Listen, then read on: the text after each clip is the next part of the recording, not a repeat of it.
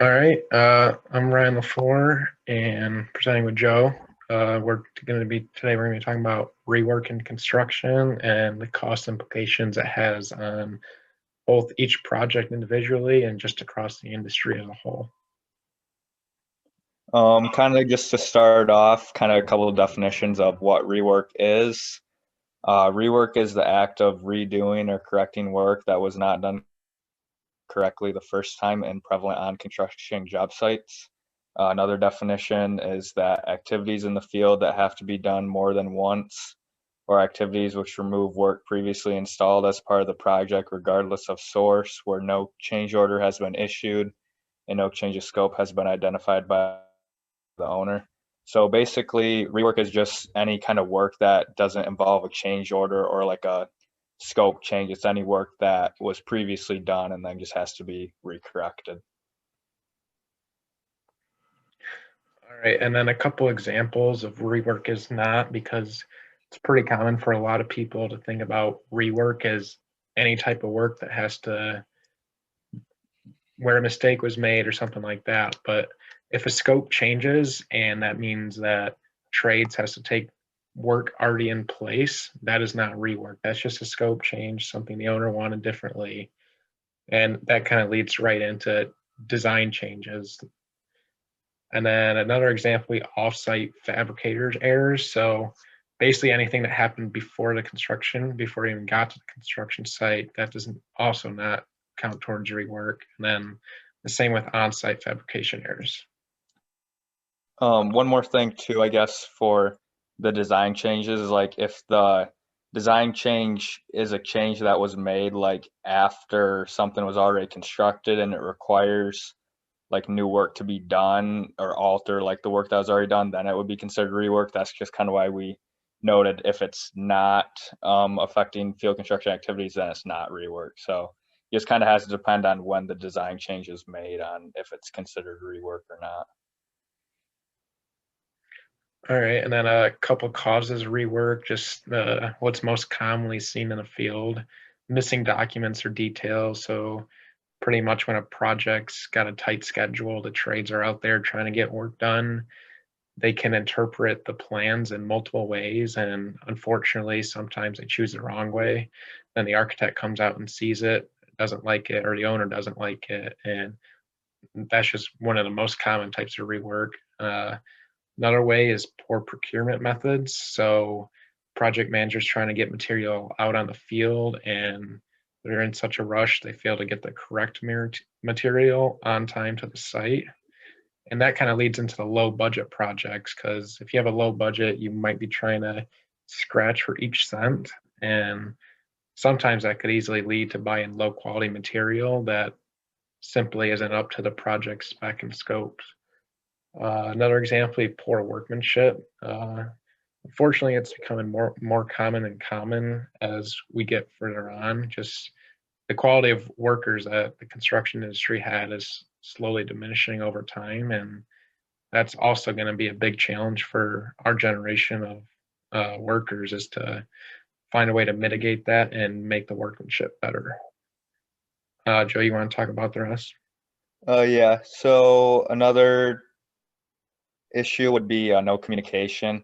So basically, just if, say, the subcontractor isn't communicating well with all of his employees for how to build something based on the plans or anything like that, or poor communication between, say, the general contractor and the subcontractor not coming to meetings or anything like that, and possibly not getting the right information for new plans or something that could be out as well. That could also cause rework to have to be done just because someone's not communicating well on how it's actually supposed to be done according to the new plans or specs. Another cause of rework could be from misunderstanding of what the client wants or needs. So I guess this could also be an issue between the architect not understanding, I guess, what the client wants and the client asks for it to be redone. I guess in some situations that might actually not be considered rework because that could be a change order, but I think there could be issues where that could still be considered rework.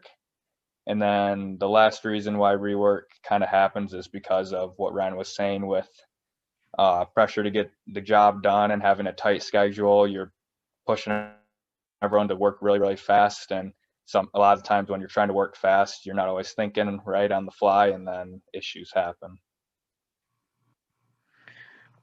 All right, and then here we got a couple impacts of rework. So basically, you already know you messed up, and you know you got to do something to fix it. Here's a couple examples of what happens to your job money wise. The median cost of rework is 4 to 6% of the original cost. So basically, that's saying if you have $100,000 job, you're gonna lose $5,000 on that project simply due to rework. And on that small, tight budget of a job, that's a huge profit loss. So it's good. So that's why it's important for us as project managers to do our best and try and mitigate these things. Then same thing happens with schedule. It grows by 10%. And as we all know, schedule is money and it makes an upset owner. And then it can also lead to conflicts between the GC and subcontractors. And this is obviously a big issue because if we don't have a good relationship with our subcontractors, which is who we're working with every day, who we're trying to push to work harder every day, it's just going to lead to a low quality job and low quality material.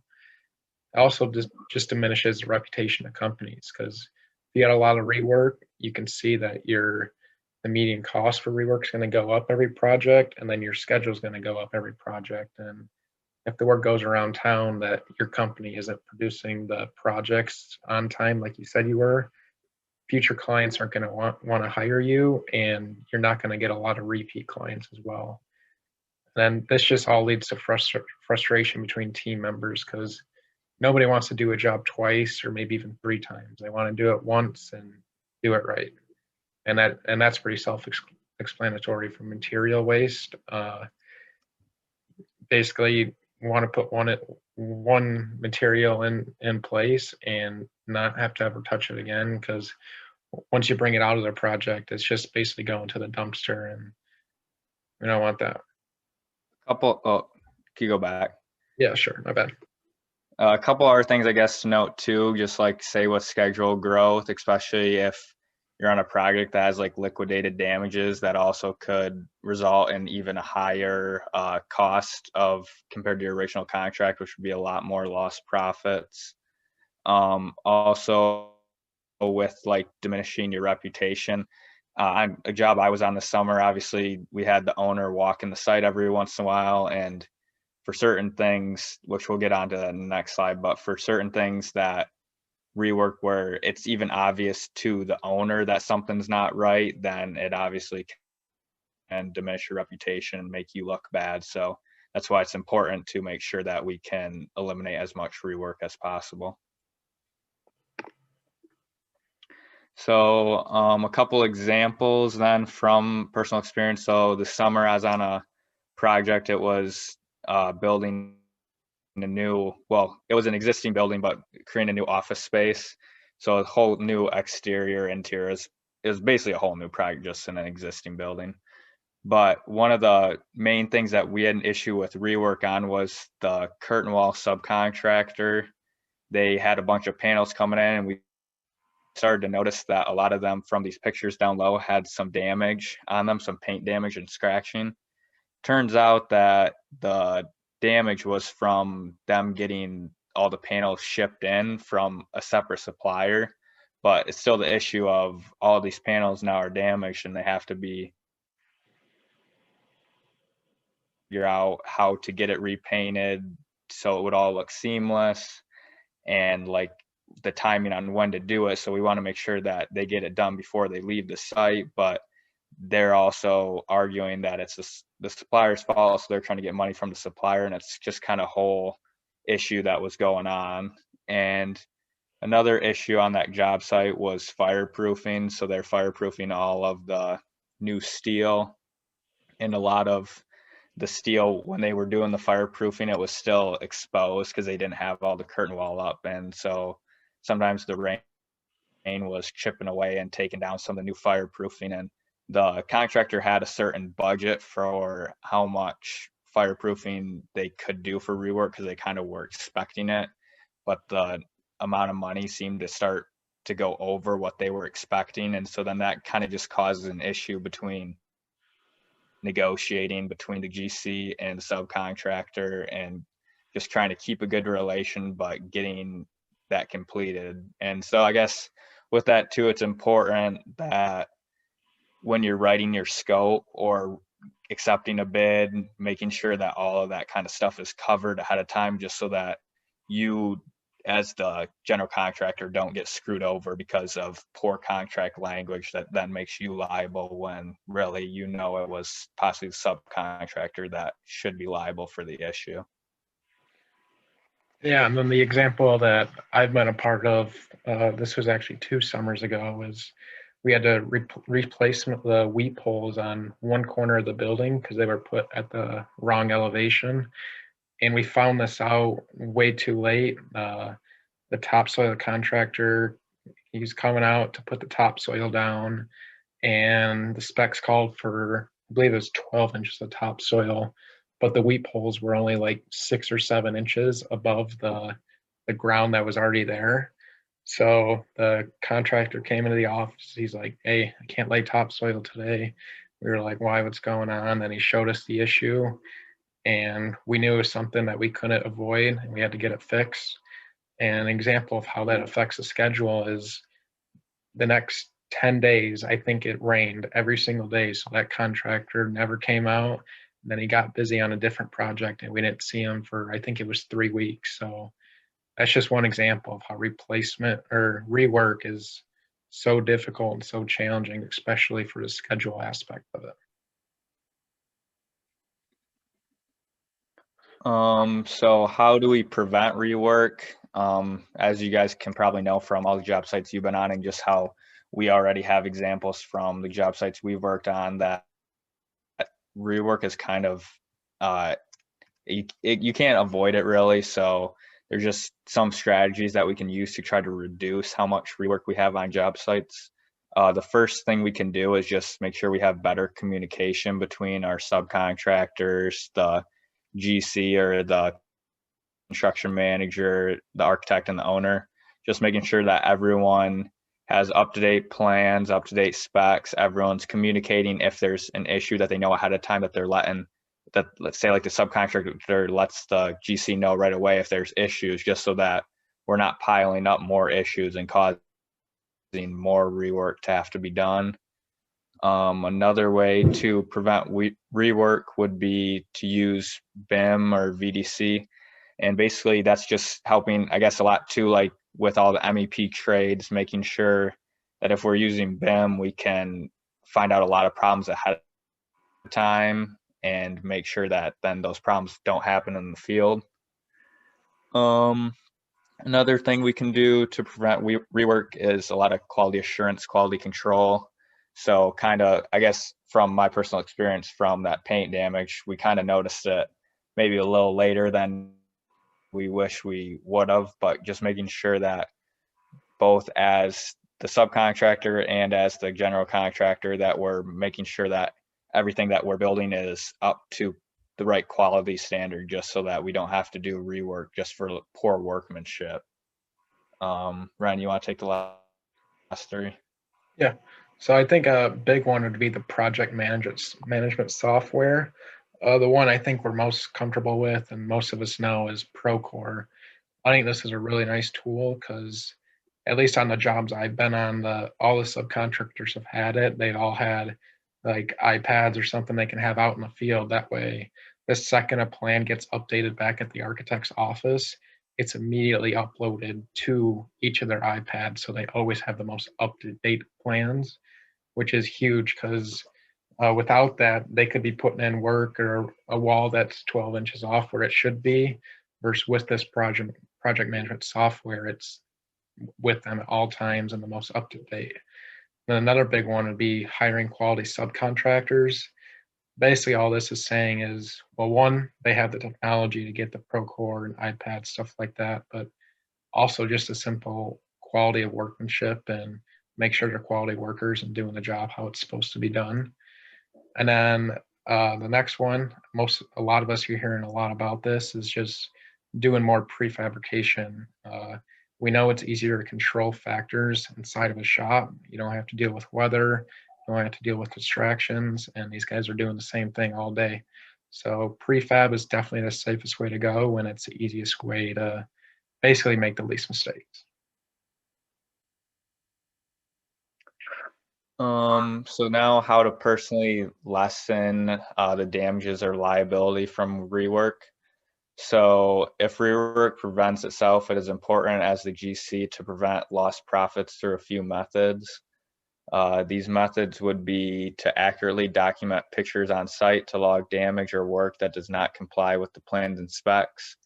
So kind of bring it back to the paint damage again. I was just making sure that once we started noticing it, that every day I was logging pictures of like new damage I noticed from the new install that the contractor was doing every day, just to make sure to cover our end to prove that that damage wasn't from other contractors, maybe like bumping it, just because I had like picture proof of right when it was installed that it was already damaged.